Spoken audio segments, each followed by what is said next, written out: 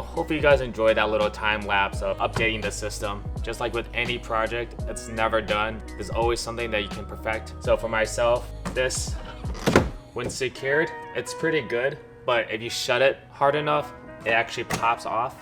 So I thought it would be a great idea to use this magnetic strip that I found from Harbor Freight for $5 and use this striker plate that I got from another cabinet piece and use it to secure the whole thing pretty sturdy.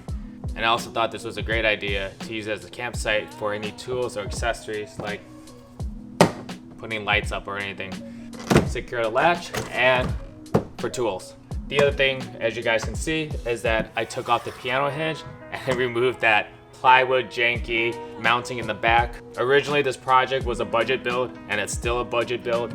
So I used any materials I had left over. I'm a big protagonist of using what you have around the house. But since I was already out and about at Home Depot buying things that I needed for other projects, I just thought it'd be better to, clean this up, make it look a little bit nicer, and secure it properly with some screws and nuts.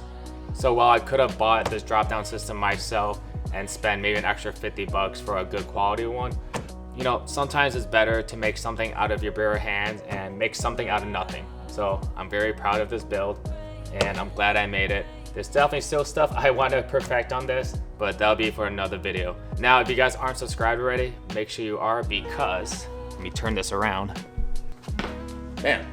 So I've been working very hard on this for the past week. This thing is not stock anymore, and I'm very proud of what I've done in the past few days. So make sure you subscribe because I have a full build of this coming up next week. But other than that, guys, hope you guys enjoyed this video, and I'll see you guys in the next one.